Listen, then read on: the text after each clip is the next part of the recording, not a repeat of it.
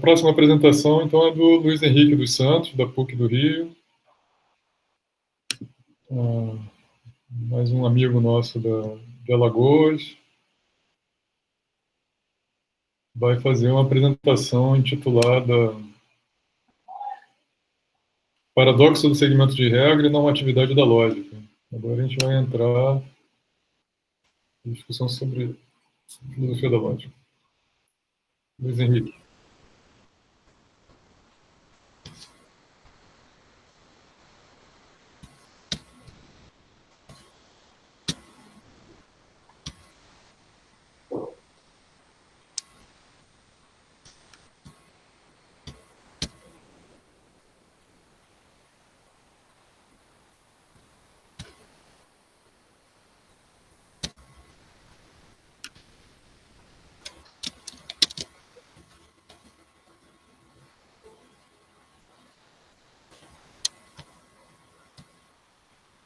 Vocês estão vendo a tela compartilhada? Sim.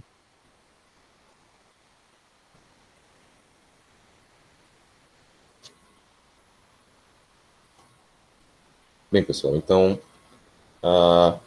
é isso. Meu nome é Luiz Henrique, eu sou mestrando em filosofia pela PUC do Rio. Estou escrevendo a minha dissertação agora sobre o primeiro Wittgenstein.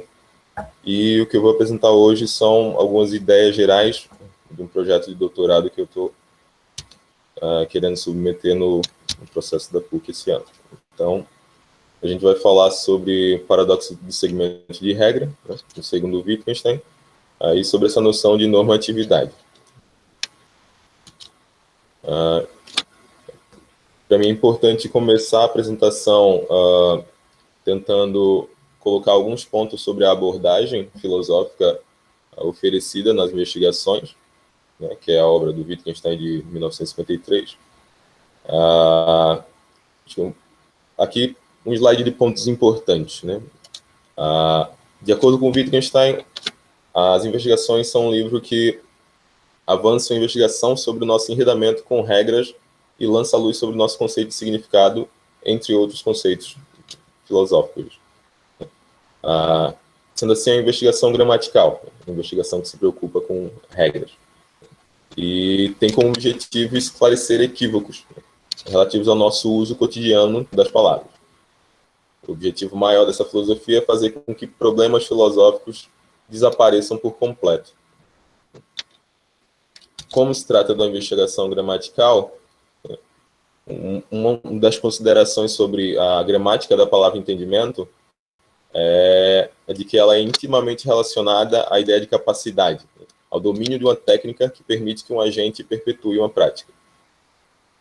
E uma noção que é muito importante no livro, essa noção de jogo de linguagem, e de acordo com o Wittgenstein, ela é utilizada para enfatizar que a linguagem é sempre tomada como parte de uma atividade ou de uma forma de vida. Então, com essas ideias em mente, eu quero tentar oferecer uma leitura para o paradoxo do segmento de regra. No parágrafo 201 das investigações, a gente tem o statement do paradoxo, e é claro que ele não vai explicar nada por ele mesmo, mas é importante colocar para a gente começar a fazer as perguntas, né? O que está sendo questionado no paradoxo é a determinação de conciliação por parte de uma regra. Então, Wittgenstein fala que esse foi o nosso paradoxo. Nenhum curso de ação pode ser determinado por uma regra, porque todo curso de ação pode concordar com a regra. A resposta foi, se todo curso de ação pode concordar com a regra, então ele também pode conflitar com ela. E desse modo nós não temos nem acordo nem conflito. Então, dado que é uma antinomia, acho que a pergunta soa esquisita, mas a ideia é como abordar o paradoxo, né? Como é que a gente entende o paradoxo? Se existe uma solução, se ela é proposta por Wittgenstein, como que o Wittgenstein propõe isso? Que eu adianto que eu acho que não. E se o paradoxo oferece uma moral, o que é que ele nos diz? O que é que ele nos mostra? São as consequências filosóficas que a gente pode tirar desse paradoxo. Para entender isso, eu acho importante enfatizar qual o modelo de entendimento que o paradoxo ataca. Né? A reflexão que culmina no paradoxo, ela questiona essa ideia de que o entendimento de expressão linguística depende da ocorrência de uma imagem em nossas mentes. A gente sabe, já que a filosofia do Wittgenstein ela visa eliminar equívoco. E aqui tem um equívoco filosófico, né? Um equívoco que ocorre por conta de uma ideia filosófica. E é um equívoco pensar que uma imagem mental impõe um uso particular para um agente. A natureza desse equívoco, de acordo com Wittgenstein, reside na falta de atenção, ao fato de existirem outros processos na aplicação da linguagem, além daquele considerado na crença de que uma imagem mental, que seja, impõe em nós uma aplicação particular. E essa falta de atenção que vai nos levar a uma concepção equivocada. A concepção de que quem entende uma sentença sempre opera um cálculo de acordo com regras definidas. Para mim, o paradoxo ataca diretamente essa ideia. Tem outro momento onde eu trato mais especificamente dessas posições exegéticas. Eu resumi aqui porque não dava para cobrir muito, mas eu acho que pega bem a ideia. Conversando com o Vogelin, eu concordo com o fato dele discordar do Kripke. Então, eu concordo que o Wittgenstein não fala em momento nenhum que o resultado do paradoxo é um ceticismo sobre o significado, que é a posição do Kripke. Mas tampouco eu vou concordar com o Vogelin quando ele atribui uma teoria de significado para o segundo Wittgenstein. Vou me ater muito a essa ideia de que filosofia não coloca teses, ela esclarece equívocos. E defende... Enfim. E um ponto importante que eu achei assim de cara quando eu li esse livro do Baker e do Hacker, de 2009, muito bom, enfim, esse ponto é importante na minha leitura do paradoxo. Para mim, eles mostram isso logo de cara, e é a ideia de que, além de identificar uma regra para o uso, quando se trata de atestar o entendimento da expressão, um agente ele deve ir de encontro à regra intencionalmente, né? E, de outro modo, ele não pode ser considerado racional, né? A regra não pode fazer parte do jogo racional que ele perpetua. Então, esse ponto, para mim, é colocado logo depois do statement do paradoxo, né? O Wittgenstein identifica esse outro processo na aplicação da linguagem, que é colocado aqui no 201, ele fala: então, a gente mostra com o paradoxo que existe um modo de alcançar uma regra, existe um modo de entendimento que não é uma interpretação, mas que, de caso a caso da aplicação, é exibido no que nós chamamos de seguir uma regra ou ir de encontro a uma regra. O que ele está chamando de ir de encontro a uma regra, para mim, é essa experiência de fazer algo deliberadamente, que ele fala no parágrafo 174. Questionando o que seria essa experiência e fazendo o link entre essa pergunta e uma investigação sobre a natureza da intenção, que é o mesmo que tratar sobre a natureza da vontade. Então, o paradoxo, para mim, é um divisor de águas. É justamente a identificação de outro processo na aplicação da linguagem, que não vai se resumir à concepção da linguagem como um cálculo definido por regras. Então, a ideia é que a inteligibilidade de uma regra não depende apenas de imagens, representações da realidade, mas também de algo relacionado à natureza da intenção, natureza da vontade. O que diz respeito à natureza da vontade não é passível de nenhuma descrição e não pode ser confundido com nenhuma experiência fenomênica.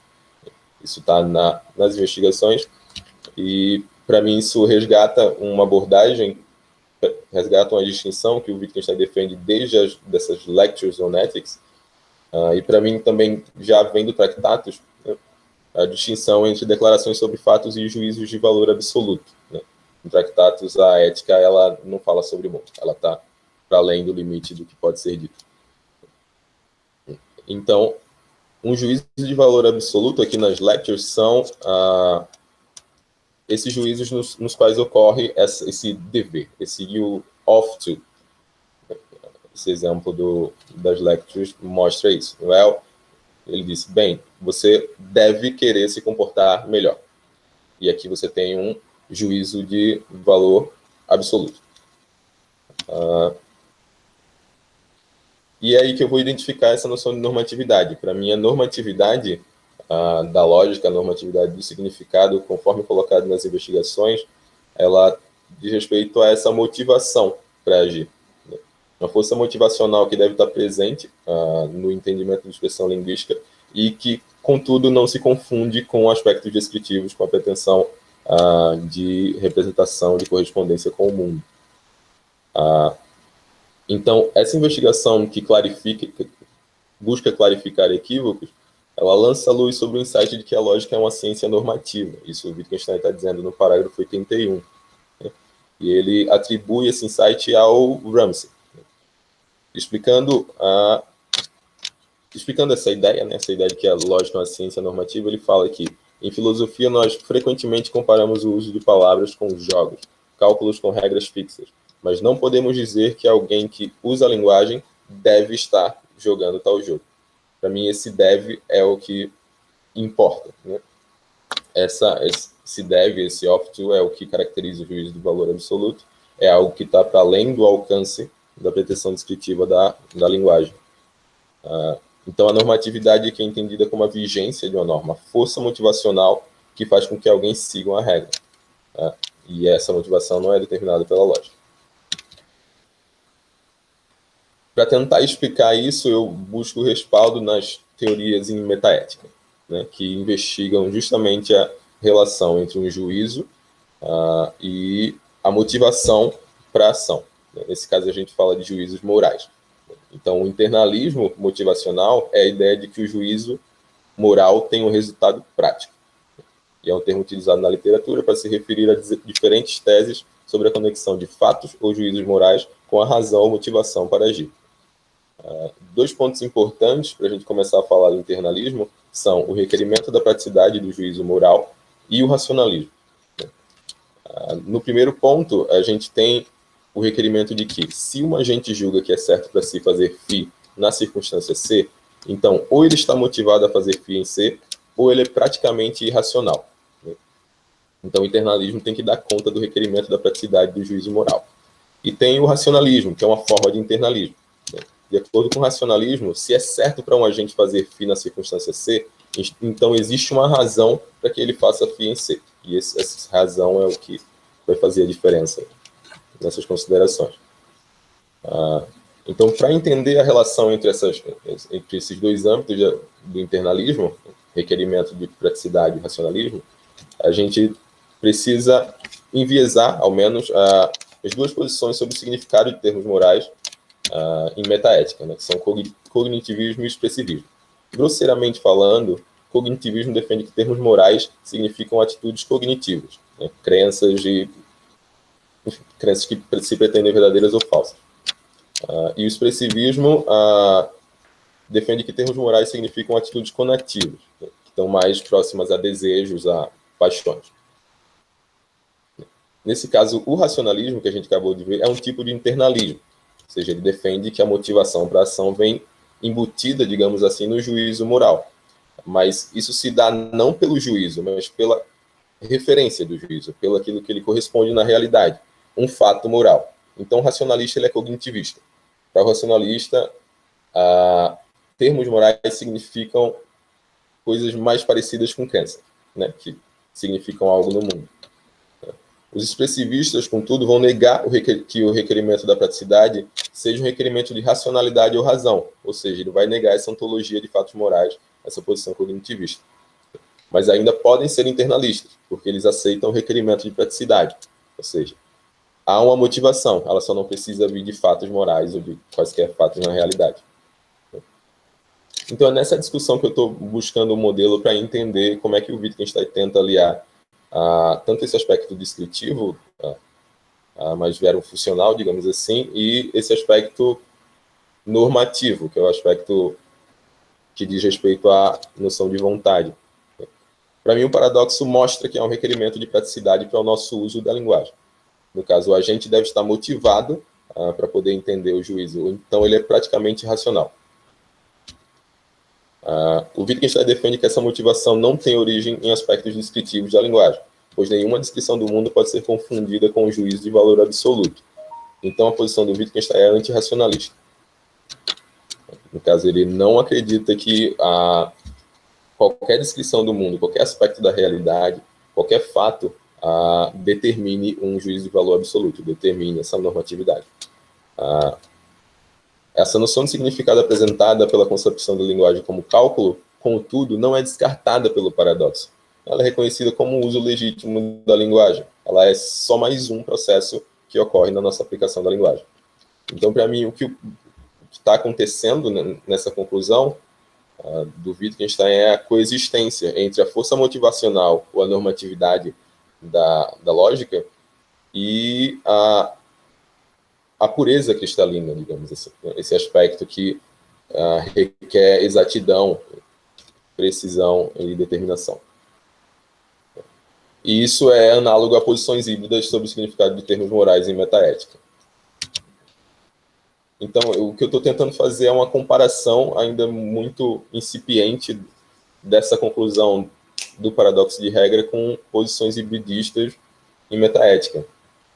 Porque, enfim, essas teorias elas vão aliar as características das concepções cognitivista e expressivista. No caso, o significado de termos morais vai ser composto por uma atitude cognitiva, uma crença, e uma atitude conativa, digamos, desejo, paixão, desire-like attitude. O paradoxo de segmento de regra mostra que existe um aspecto intencional relativo à natureza da vontade no processo de entendimento da linguagem. A linguagem, em sua pretensão de representar o mundo, funciona de maneira análoga à linguagem moral hibridista. Se eu estou tentando dar uma explicação para a posição do Wittgenstein.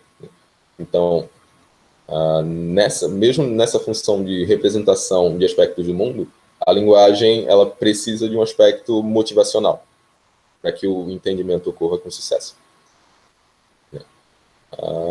Dada o requerimento prático, o requerimento do resultado prático do uso. Então, essa motivação, essa normatividade acompanha o uso da linguagem, mas, contudo, não pode ser determinada por esse aspecto descritivo da lógica, nem confundida, segundo Wittgenstein, com uma imagem mental que deve corresponder a algo na realidade. E é isso. Muito obrigado. Muito obrigado, Luiz, pela apresentação. Perguntas, comentários? O Hugo já colocou o formulário para aqueles que querem se inscrever, certificado. O Hugo também vai gerar os certificados das apresentações e também para os organizadores, importante para a burocracia acadêmica. Perguntas, comentários, críticas, esclarecimentos? Nosso amigo Luiz Henrique.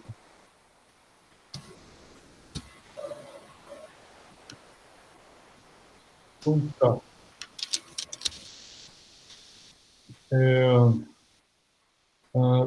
Luiz Henrique, você, eu também tenho várias dúvidas, acho que são mais dúvidas de esclarecimento também do que uma espécie de objeção.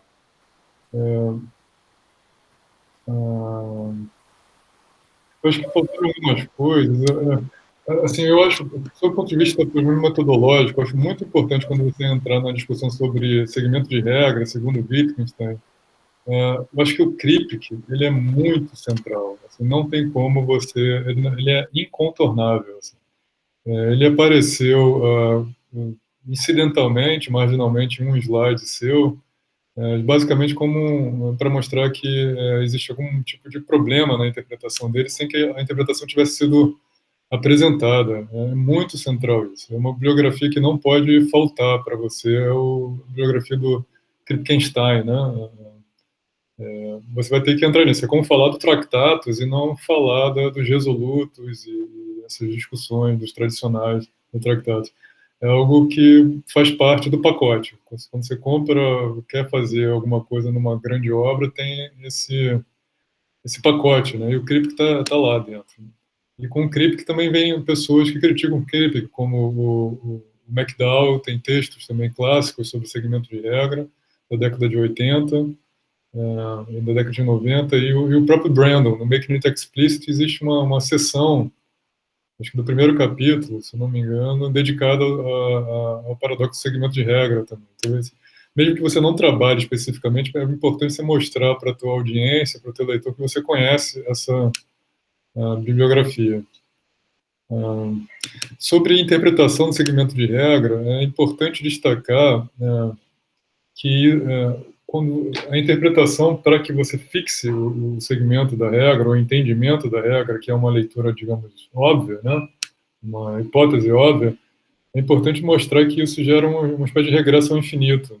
É um argumento próprio para mostrar que, para toda interpretação introduzida, você tem que saber como aplicar essa interpretação, então você vai precisar de uma outra interpretação disso, e assim por diante. Né? Acho importante também você tratar disso. E agora perguntas mais específicas.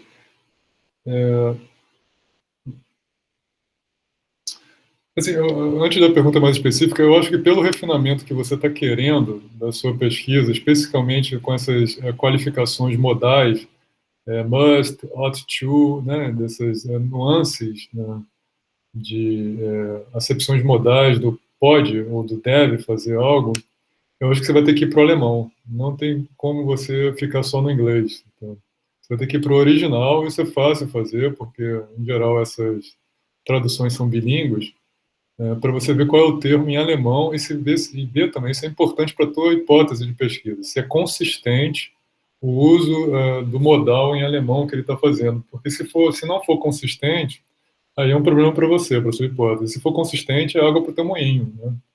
Né? O alemão ele tem uma multiplicidade de modais de maneira muito precisa usada. Né? Isso é interessante. Por exemplo, o Wittgenstein, se eu não me engano, quando ele discute com Ramsay e com o Círculo de Viena, com frequência ele usa o Sollen e não o Müssen. Isso já dá uma diferença grande. Okay? Quando você fala ich soll etwas machen ou ich muss etwas machen, são coisas diferentes, né? Bem diferentes. Né? Aí você pode dar uma olhada diretamente no... Agora, perguntas mais específicas. Eu não entendi assim, a passagem da discussão sobre natureza de intenção para vontade. Né? Isso, a natureza da intenção para a natureza da vontade. Isso não está na literatura, nem primária nem secundária da pesquisa do Wittgenstein. Isso aparece na página 7, por exemplo, dos teus slides. Eu acho que isso tem que ficar mais claro, especificamente se você está discutindo com Wittgensteinianos. Né? Talvez isso seja de fora, externo a pesquisa do Wittgenstein, então você vai ter que introduzir mais elementos para fazer essa passagem. Então você pode explicar para mim. E uma pergunta, essa intenção é com S mesmo? O que significa essa intenção com S? Assim, no ambiente da linguagem, da lógica, eu consigo entender. Então, você está se contrapondo a uma visão extensional, por exemplo, de teoria dos conjuntos e tal. Mas o que significa esse S em teoria, intenção com S em teoria da metaética? Você podia explicar? E curiosamente, normatividade da lógica saiu do teu título, né? Você falou no título que você mandou para mim tinha normatividade da lógica e agora não apareceu a normatividade da lógica. E com frequência você fala de normatividade do significado, que não necessariamente é a mesma coisa que a normatividade da lógica. Né? Dependendo da maneira como você pensar lógica, como sistemas formais, parece que é independente da normatividade de expressões linguísticas em línguas naturais. Ok, várias perguntas. Eu tinha outras, depois a gente conversa mais.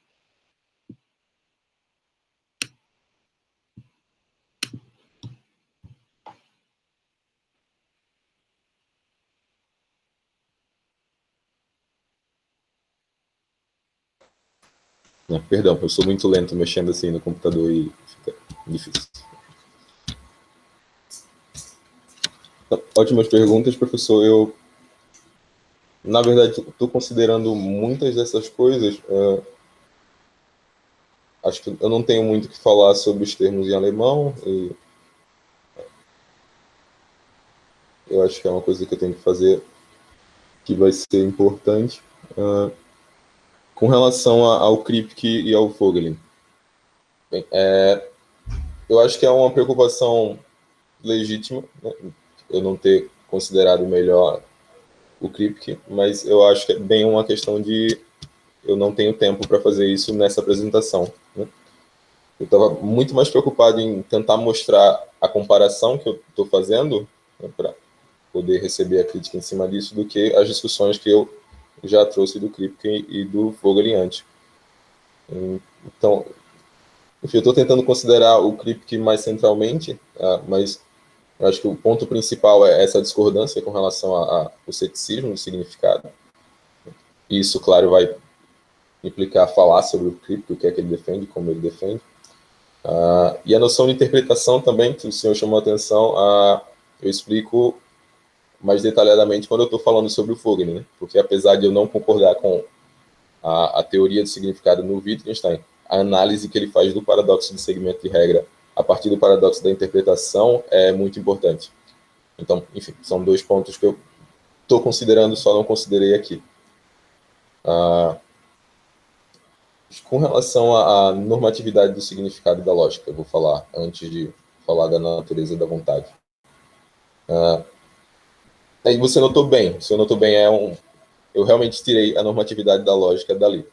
Por quê? Porque, apesar de o insight aparecer, né, atribuído à lógica, à ciência da lógica, acho que é importante desde o Tractatus, e é por isso que o Wittgenstein fala que as investigações deveriam ser lidas junto com o Tractatus, né, que a concepção de significado oferecida é uma concepção lógica, né? Então, para o Wittgenstein, essa noção de significado, essa normatividade vai ser algo muito próximo a essa normatividade da lógica. Para ser mais rápido, a normatividade da lógica eu pretendo investigar com relação à noção de validade, que é algo que eu vou ter uma contraparte nas discussões em metaética, porque uma dificuldade para uma posição expressivista em metaética é justamente lidar com uma lógica dos termos morais. E a noção de validade ela tende a ser reformulada em termos expressivistas, em termos que priorizam esse vocabulário mais deôntico que a gente estava, você chamou a atenção com relação ao alemão. Então, para explicar a normatividade da lógica, a minha aposta é na noção de validade e tentar analisar as noções de validade propostas por expressivistas, né? Principalmente por hibridistas, que vão tentar resgatar a lógica dos termos morais, não no aspecto expressivo da linguagem, mas no aspecto descritivo. Com relação à normatividade do significado, né, foi o que ficou muito mais patente assim, na minha apresentação, muito mais do que a normatividade da lógica. Porque se eu fosse falar da normatividade da lógica, eu ia ter que introduzir as noções de validade e as inferências, enfim, todas as definições de metaética ia ficar ainda mais pesado. Então é aí que essa noção de normatividade vai ramificar, para investigar essa noção no significado, ou seja, essa força motivacional que está ligada ao entendimento da expressão linguística, e na lógica, né, que é essa força também, esse must, essa força motivacional que estaria relacionada à própria noção de validade. É quando você diz que você não pode aceitar as premissas e não aceitar a conclusão, isso é normativo, né, no sentido de que a justificativa para você não poder fazer isso não diz respeito à lógica ela mesma. Isso é uma força motivacional, uma normatividade que diz respeito ao jogo. E, tentando ser breve agora, para acabar com relação a essa natureza da intenção ou da vontade, o Wittgenstein ele usa dois termos no alemão para essa noção de intenção. Eu estou fazendo essa aproximação a partir do 174 das investigações. Quando ele fala que existe uma conexão com a investigação na natureza da intenção da vontade. Só que essa intenção que ele usa no 174 não é o intention, não é pelo menos não sei como é que lê no alemão, mas é a mesma grafia do inglês.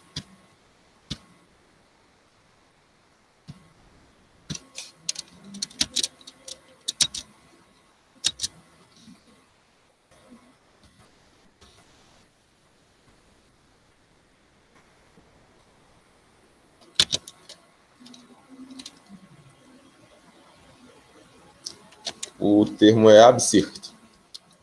Eu não sei o que significa exatamente. Enfim, foi algo que eu notei e fiquei de pesquisar, mas é algo que eu tenho que esclarecer ainda. Esse vocabulário intencional com S é um vocabulário da onde isso? Você que está introduzindo, ele é um vocabulário próprio das teorias metaéticas? Não, não é próprio das teorias da metaética. Foi uma tradução imediata desse 174. Assim, eu acho que você tem que tomar mais cuidado com isso. Se não é um jargão técnico da área, abscista, ele não precisa ser traduzido dessa maneira. Eu acho que deveria ser traduzido, por exemplo, se for intencional, em função do abscista, do alemão, deveria ser com C e não com S. Tá? Isso vai confundir com teorias, distinção entre teorias extensionais com S e intencionais com S da linguagem, da lógica, da matemática, né, teoria dos conjuntos. Né? É curioso, na literatura, acho que tem que tomar muito cuidado. Esse é termo técnico. Ótimo, obrigado. Para a natureza da vontade, para o que você está chamando de teorias intencionais com S, ainda está obscuro. Acho que tem que ser mais tratado. Tem que deixar mais claro. Nessa passagem foi feito muito rápido. Foi difícil de acompanhar. Perguntas, comentários, sugestões, recomendações?